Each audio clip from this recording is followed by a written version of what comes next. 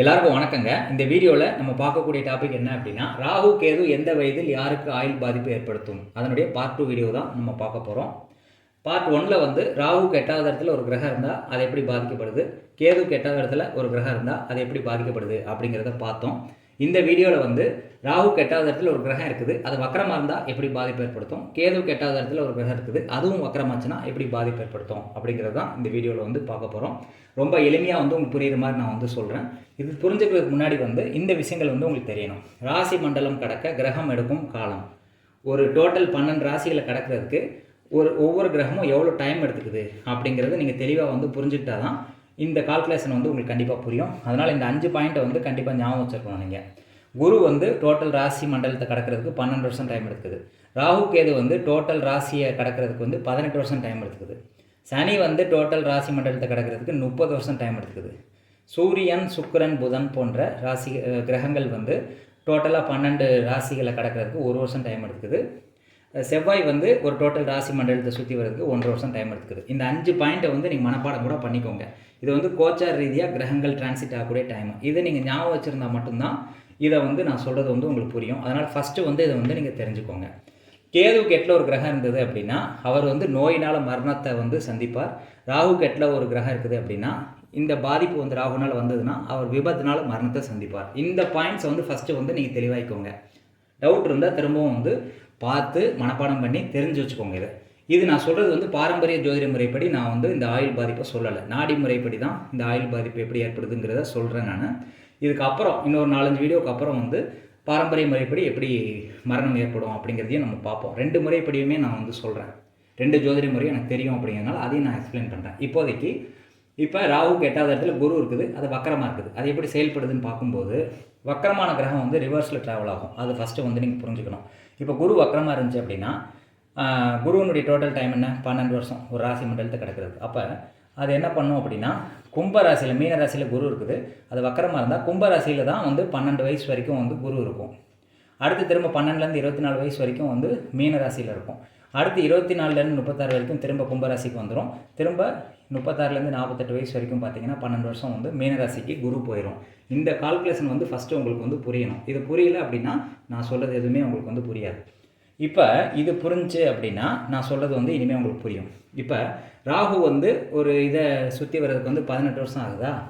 அப்போ ராகு வந்து 18வது வருஷத்தில் வந்து எங்கே வரும், 9வது ராசிக்கு வரும். இதை நாடி ஜோதிட முறைப்படி 1, 5, 9ன்னு பிரிச்சுக்கிடுவாங்க. 1, 5, 9. இதை சிம்பிளாக சொல்லப்போனால் ராகு எங்கே இருக்குதோ இது வந்து காற்று ராசி.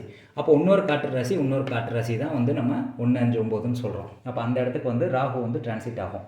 அதை தான் வந்து நம்ம கணக்கில் வந்து எடுத்துக்கணும் நாடி முறைப்படி. அப்போ ராகு வந்து இப்போ இந்த குரு இருக்கிற இடத்துக்கு வருமா? ராகு வந்து இப்போ எங்கள் குரு இடத்துக்கு வரும்போது தான் உங்களுக்கு வந்து ஆயுள் பாதிப்பு ஏற்படும் அப்படின்னு சொல்லி நான் சொல்லியிருந்தேன். ஆனால் இங்கே ராகு வரும்போது குரு இந்த இடத்துல இருக்காதுன்னு சொல்கிறேன் நான். ராகு வந்து இந்த இடத்துக்கு வரும்போது முதல் 12 வருஷத்தில் வந்து குரு வந்து இங்கே வந்துடும். அதான் 12 வயசு வரைக்கும் குரு வக்கரமாக இருக்கிறதுனால கும்பராசிக்கு வர்றதுனால ராகுனால் வந்து குருவுக்கு பாதிப்பு ஏற்படாது. குரு அப்படின்னா ஜாதகரை குறிக்கிறது. இதுவே பெண் ஜாதகமாக இருந்தால் ஜாதகியினுடைய குழந்தையை குறிக்கிறது. அப்போ ராகு வரும்போது இந்த குருவுக்கு வந்து பாதிப்பு ஏற்படாது. ஃபஸ்ட் ரவுண்டில் ராகுனுடைய ஃபஸ்ட் ரவுண்டு வந்து எப்படி வரும் அப்படின்னா இங்கே ஒரு 6 வருஷம், அதாவது 18 வருஷம் டோட்டல் டைமு. 1, 5, 9 பிரிச்சுக்கிட்டிங்கன்னா இங்கே ஒரு 6, இங்கே ஒரு 6, இங்கே ஒரு 6. அப்போ ராகு வந்து ஃபஸ்ட் ரவுண்டில் இங்கே வரும்போது குரு அங்கே இருக்காது, குரு வந்து இங்கே போயிடுது. இதை வந்து நீங்கள் தெளிவாக வந்து அனலைஸ் பண்ணி பார்த்தா தான் வந்து புரியும். நான் டேரெக்டாக வந்து நான் சொல்கிறது வந்து கேட்டிங்கன்னா உங்களுக்கு வந்து புரியாது. நிறைய ஜாதகங்களை வந்து நீங்கள் அனலைஸ் பண்ணி பார்க்கணும். குரு டிரான்சிட் ஆகிறதுக்கு வந்து 12 வருஷம் டைம் எடுக்குது. ராகு வந்து டிரான்சிட்டுக்கு வந்து 18 வருஷம் டைம் எடுக்குது. புரியுதா உங்களுக்கு? அப்போ குரு வந்து முதல் 12 வயசு வரைக்கும் இங்கே இருக்கும்.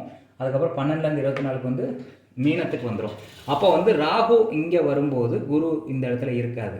முதல் 18 வருஷம் வந்து ராகு டிரான்சிட் ஆகுதுல்ல, அப்போ இங்கே வரும்போது வந்து குரு அங்கே இருக்காது, குரு வந்து இங்கே போயிடும். புரியுதா? அப்போ ஃபஸ்ட் ரவுண்டில் வந்து குருவுக்கு வந்து ஆயுள் பாதிப்பு ஏற்படாது. அதாவது குருங்கிற கிரகத்துக்கு வந்து ஆயுள் பாதிப்பு ஏற்படாது. 2வது ரவுண்டில் வரும்போது தான் இந்த குருவுக்கு வந்து ஆயுள் பாதிப்பு ஏற்படும். 2வது ரவுண்டில் ராகு வந்து இங்கே வரும்போது அந்த குருவுக்கு வந்து ஆயுள் பாதிப்பு ஏற்படும். புரியுதா உங்களுக்கு? 2வது ரவுண்டில் ராகு வரும்போது 36 வருஷத்தில் இங்கே வரும். ஃபஸ்ட்டு இங்கே வரும்போது வந்து ராகு டைம் 18 வருஷம் ஆகும். புரியுதா உங்களுக்கு? ராகுனுடைய டோட்டல் டைம் வந்து 18 வருஷங்க, குருவனுடைய டோட்டல் டைம் வந்து 12 வருஷம். இப்போ குரு வந்து 12 வயசு வரைக்கும் இங்கே இருக்கும், 12லேருந்து 24னா இங்கே போயிடும். இப்போ ராகு வந்து 18வது வயசில் தான் இங்கே வரும். அப்போ வந்து இங்கே வந்து குரு இருக்காது, ஏன்னா இங்கே போயிடும் குரு வந்து 18வது வயசு வரும்போது. அப்போ 2வது ரவுண்டு வரும்போது 36 வயசு தாண்டும், 36 வயசில் தான் ரெண்டுமே வந்து கோயின்சைட் ஆகும். குருவும் வந்து 24லேருந்து 36 வயசு வரைக்கும் இருக்கும், ராகுவும் வந்து 36 வயசில் வந்து இந்த இடத்துக்கு வரும்போது தான் அந்த ஜாதகருக்கு வந்து கண்டம் ஏற்படும். இந்த இடத்துல ராகு வரும்போது குருவும் இங்கே இருக்கும். 36 வயசை தாண்டும் போது வந்து குரு திரும்ப வந்து மேலே போயிடும். இப்படி வந்து 12 வருஷம் இப்படி மாறி மாறி வந்து குரு போயிட்டுருக்கும். முதல் ரவுண்டில் வந்து இப்போ நீங்கள் சிம்பிளாக புரிஞ்சுக்க வேண்டியது என்னென்னா, குரு வக்கரமாக இருக்குது அப்படின்னா முதல் ரவுண்டில் வந்து ராகுனால வந்து குருவுக்கு பாதிப்பு ஏற்படாது. 2வது ரவுண்டில் வரும்போது குருவுக்கு வந்து பாதிப்பு ஏற்படுறதுக்கு வாய்ப்பு இருக்குது ராகுனால. ஏன் பாதிப்பு ஏற்படும் அப்படின்னா, இந்த 36 வயசில் வந்து ராகுவும் இங்கே வந்துடும், குருவும் வந்து 36 வயசு வரைக்கும் இங்கே இருக்குது. அப்போ ரெண்டுமே கோயின்சைட் ஆகும்போது பாதிப்பு ஏற்படுறதுக்கு வாய்ப்புகள் இருக்குது. இப்போ இந்த டிகிரி வைஸில் பார்க்கும்போது குரு தப்பிக்கிறதுக்கும் வாய்ப்புகள் இருக்குது. அதாவது 0 டிகிரிலேருந்து நம்ம கால்குலேட் பண்ணுறோம். இப்போ குரு மீனராசியில் 0 டிகிரியில் இருக்குதுன்னு வச்சுக்கோங்களேன். அப்போ 0லேருந்து 12 வயசு வரைக்கும் இங்கே இருக்கும். இப்போ இதுவே வந்து குரு வந்து ஒரு 10 டிகிரிலேருந்து இங்கேருந்து ஸ்டார்ட் ஆகுதுன்னு வச்சுக்கோங்களேன். 10 டிகிரிலையோ 20 டிகிரிலையோ குரு இங்கே இருக்குது அப்படின்னா, குரு இருக்கக்கூடிய டிகிரி வந்து 20 டிகிரின்னு வச்சுக்கோங்களேன். அப்போது வந்து 6 வயசு வரைக்கும் தான் இங்கே வந்து இருக்கும். 6 வயசோ 4 வயசு வரைக்கும் தான் குரு வந்து இங்கே இருக்கும், திரும்ப மேலே போயிடும். அப்போ குருவனுடைய டிகிரியும் ராகுனுடைய டிகிரியும் எந்த ரேஞ்சில் இருக்குது அப்படிங்கிற பொறுத்து தான் இந்த கால்குலேஷன் வந்து மாறுபடும். ஆனால் எப்போயுமே குரு வக்கரமாக இருக்கும்போது ஃபஸ்ட் ரவுண்டில் வந்து குரு தப்பிச்சிடும். 2வது ரவுண்ட்லேயோ 3வது ரவுண்ட்லேயோ தான் வந்து குருவுக்கு வந்து பாதிப்பு ஏற்படும். ராகு வந்து கும்பராசிக்கு டிரான்சிட் ஆகும்போது இந்த குருவுக்கு வந்து பாதிப்பு ஏற்படும் அப்படிங்கிறத நீங்கள் புரிஞ்சுக்கிட்டா போதும். இதே மாதிரி ஒவ்வொரு கிரகங்களுக்கும் வந்து வக்கரமாகும்போது முதல் ரவுண்டில் வந்து பாதிப்பு ஏற்படுறதுக்கு வாய்ப்பு இல்லை. 2வது ரவுண்ட்லேயோ 3வது ரவுண்ட்லேயோ வந்து எப்போ அந்த ராசிக்கு வந்து இந்த ராசிக்கு வந்து ராகு வரும்போது சுக்கிரன் பாதிப்பு ஏற்படும், இந்த ராசிக்கு ராகு வரும்போது குருவுக்கு வந்து பாதிப்பு ஏற்படும், மரணம் ஏற்படும் அப்படிங்கிறத நீங்கள் தெரிஞ்சுக்கோங்க. இப்போ குரு தான் இங்கே இருக்கணுமா அப்படின்னா வேறு கிரகம் இருக்கலாம். இப்போ வேறு கிரகம் இருக்கும்போது அது வக்கரமாக இருக்கும்போது அதோட டைம் பீரியட் வந்து மாறும். ஆனால் ஃபஸ்ட்டு ரவுண்டில் வந்து தப்பிக்கும்.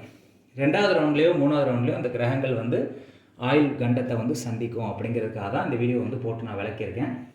அதனால் வந்து வக்கர கிரகங்கள் வந்து எப்படி பயனளிக்கும் அப்படிங்கிறத நீங்கள் தெரிஞ்சிருப்பீங்கன்னு நினைக்கிறேன். இப்போ இதுவே நார்மல் குருவாக இருந்தால் இங்கே ராகு வரும்போது கண்டத்தை ஏற்படுத்தி அந்த ஜாதகர் வந்து உயிரிழப்பார். ஆனால் ராகு வந்து இங்கே வரும்போது இந்த குரு வக்கரமாக இருக்க பட்சத்தில் ஃபஸ்ட் ரவுண்டில் வந்து பாதிப்பு ஏற்படாது. அப்போ ஒரு 33 வயசுக்கு மேலே தான் இந்த ஜாதகருக்கு வந்து பாதிப்பு ஏற்படும் அப்படிங்கிற மாதிரி நீங்கள் தெரிஞ்சுக்கலாம். குரு வக்கரமாக இருக்கும்போது அதாவது ராகுக்கு 8ல் இருந்தால் தான் இந்த பாதிப்புமே ஏற்படும். இதுக்கு அடுத்த ஒரு எக்ஸாம்பிளோட வந்து அற்ப ஆயுள் பாதிப்பு வந்து எப்படி ஏற்படுங்கிறத வேற ஒரு எக்ஸாம்பிளோட வேற ஒரு வக்கர கிரகம் இல்லாமல் வேற ஒரு டெக்னிக்கோட எந்த மாதிரி பலன் கொடுக்குதுங்கிறத அடுத்த வீடியோஸில் வந்து பார்ப்போம். இந்த வீடியோ வந்து கண்டிப்பாக உங்களுக்கு பயனுள்ளதாக இருக்கும் அப்படின்னு நான் நம்புகிறேன். நன்றி, வணக்கம்.